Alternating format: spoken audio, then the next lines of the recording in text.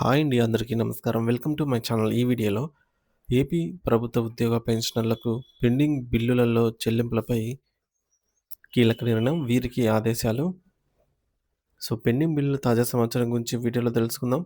Video అయితే ఎక్కడే కానీ స్కిప్ చేయకుండా ఎండ్ వరకు చూసేయండి. అప్పుడే ఇన్ఫర్మేషన్ పూర్తిగా అర్థమవుతుంది. అలాగే వీడియో చూస్తున్న ప్రతి ఒక్కరు వీడియోకి లైక్ చేయండి ఫ్రెండ్స్. ఈ వీడియోని తోటి ఉద్యోగ పెన్షన్ మిత్రులతో అయితే షేర్ చేయండి. కొత్తగా చూస్తున్నవారు ఇంకా మన ఛానల్‌ని సబ్స్క్రైబ్ చేసుకోకుంటే ఎవరైనా మన ఛానల్‌ని వెంటనే సబ్స్క్రైబ్ చేసుకోండి. దీని ద్వారా నేను చేసే లేటెస్ట్ వీడియోస్ అన్నీ మీ వరకు రీచ్ అవుతాయి. ఇక ఆలస్యం చేయకుండా వివరాల్లోకైతే వెళ్ళిపోదాము.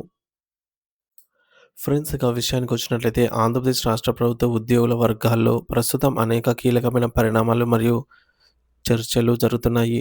వీటికి సంబంధించిన అత్యంత తాజా సమాచారం అందుబాటులోకి వచ్చింది. ముఖ్యంగా కాంట్రిబ్యూటరీ పెన్షన్ స్కీమ్ (సీపీఎస్) పరిధిలోకి వచ్చే వేలాది మంది ఉద్యోగుల సమస్యలు, వారి బకాయిల చెల్లింపుల విషయంలో నెలకొన్న కొన్ని సాంకేతిక మరియు పరిపాలనాపరమైనటువంటి ఇబ్బందులపై ప్రభుత్వం దృష్టి సారించింది. సిపిఎస్ ఉద్యోగులు ఎదుర్కొంటున్న ప్రధాన సమస్య ఏమిటంటే, వారి బకాయిల చెల్లింపు ప్రక్రియలో కొన్ని చోట్ల ఒక రకమైన పద్ధతి, మరికొన్ని చోట్ల వేరొక పద్ధతి అనుసరిస్తున్నారని, దీనివల్ల తమకు ఆర్థికంగా నష్టం జరుగుతుందని వారు భావిస్తున్నారు. మరి ఈ నేపథ్యంలో సిపిఎస్ బకాయిల చెల్లింపుల్లో ప్రస్తుతం కొనసాగుతున్న అసమానతలను తక్షణమే తొలగించమని డిమాండ్ చేస్తూ ఏపీ సిపిఎస్ఏ సంఘం నేతలు ప్రభుత్వ పెద్దలను కలిశారు. రాష్ట్ర జేఏసీ చైర్మన్ కేఆర్ సూర్యనారాయణ గారి నేతృత్వంలో ఒక ప్రతినిధి బృందం శనివారం నాడు రాష్ట్ర ఆర్థిక శాఖ మంత్రి పయ్యావుల కేశవ్ గారిని, అలాగే ప్రభుత్వ ప్రధాన కార్యదర్శి నీరబ్ కుమార్ ప్రసాద్ గారిని కలిసి ఒక సమగ్రమైన వినతి పత్రాన్ని అందజేశారు. సిపిఎస్ ఉద్యోగులకు రావాల్సిన డిఏ బకాయిలు, ఇతర పెండింగ్ నిధుల విషయంలో స్పష్టమైన విధి విధానాలు రూపొందించాలని, అందరికీ ఒకే రకమైన న్యాయం జరిగేలా చూడాలని వారు ఈ సందర్భంగా కోరారు. మరో ముఖ్యమైన విషయం ఏంటంటే, గత ప్రభుత్వ హయాంలో సిపిఎస్ రద్దు కోసం మరియు ఉద్యోగుల హక్కుల కోసం పోరాడిన సమయంలో అనేక మంది ఉద్యోగులపై ఈ మేరకు వివిధ పోలీస్ స్టేషన్లలో పాత కేసులు నమోదయ్యాయి. ఈ కేసులు ఇప్పటికీ పెండింగ్‌లో ఉండటం వల్ల సదరు ఉద్యోగులు తమ సర్వీస్‌లో పదోన్నతులు పొందడానికి లేదా రిటైర్మెంట్ బెనిఫిట్స్ తీసుకోవడానికి తీవ్రమైన ఇబ్బందులు ఎదుర్కొంటున్నారు. ఈ సమస్యలను దృష్టిలో ఉంచుకొని ఆ కేసులన్నిటిని ఒక్కొక్కటిగా కాకుండా రాష్ట్ర వ్యాప్తంగా ఉన్న అన్ని కేసులను ఎత్తివేస్తూ ప్రభుత్వం ఒకే ఒక కామన్ జీవో జారీ చేయాలని నేతలు విజ్ఞప్తి చేశారు. ఇలా చేయటం వల్ల వేలాది మంది ఉద్యోగులకు ఏకకాలంలో ఊరట లభిస్తుంది మరియు వారి కెరీర్‌కు ఎటువంటి అడ్డంకులు ఉండవు. ఈ అంశాలపై తదుపరి కార్యాచరణను పక్కాగా రూపొందించడానికి మరియు ఉద్యోగులందరినీ ఏకతాటిపైకి తీసుకురావడానికి ఏపీసీపీఎస్సీఏ రాష్ట్ర కార్యవర్గ సమావేశం ఆదివారం నాడు విజయవాడలోని ఏపీ ఎన్‌జీఓ హోమ్‌లో అత్యంత ప్రాధాన్యతతో జరగనుంది. మరి ఈ సమావేశానికి సంఘం రాష్ట్ర అధ్యక్షులు సతీష్ మరియు ప్రధాన కార్యదర్శి ఎం. దాస్ గారు హాజరయ్యి భవిష్యత్తులో చేపట్టబోయే కార్యక్రమాలపై దిశానిర్దేశం చేయనున్నారు. ప్రభుత్వంపై ఒత్తిడి తీసుకురావడానికి, బకాయిలను త్వరగా సాధించుకోవడానికి ఈ సమావేశంలో కీలక నిర్ణయాలు తీసుకోబోతున్నారు.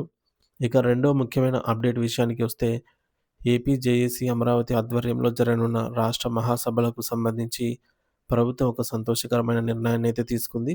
ఈ నెల 5వ తేదీన విజయవాడ వేదికగా నిర్వహించనున్నటువంటి ఏపీ జేఏసీ అమరావతి రాష్ట్ర మహాసభలకు హాజరయ్యేటటువంటి ఉద్యోగులందరికీ ఎటువంటి ఇబ్బంది కలగకుండా ప్రభుత్వం 2 రోజుల పాటు స్పెషల్ క్యాజువల్ లీవ్స్ మంజూరు చేస్తూ శనివారం నాడు అధికారిక ఉత్తర్వులను జారీ చేసింది. సాధారణంగా ఇలాంటి పెద్ద ఎత్తున జరిగే సభలకు ఉద్యోగులు తమ వ్యక్తిగత సెలవులను వాడుకోవాల్సి వస్తుంది. కానీ ప్రభుత్వం ప్రత్యేకంగా సెలవు మంజూరు చేయటం వల్ల ఉద్యోగులకు ఇది పెద్ద వెసులుబాటుగా మారింది. రాష్ట్ర నలుమూలల నుండి, అంటే శ్రీకాకుళం నుండి చిత్తూరు వరకు ఉన్న అన్ని జిల్లాల నుండి వేలాది మంది ఉద్యోగులు ఈ మహాసభలకు తరలివచ్చే అవకాశం ఉంది.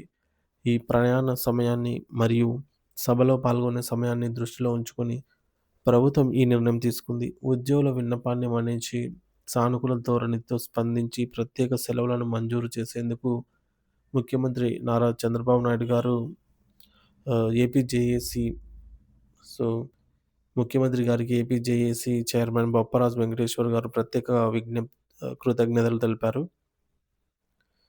ప్రభుత్వానికి మరియు ఉద్యోగులకు మధ్య సత్సంబంధాలు ఉండాలని, తమ సమస్యలను ప్రభుత్వం ఇలాగే పరిష్కరించాలని ఆయన ఆకాంక్షించారు.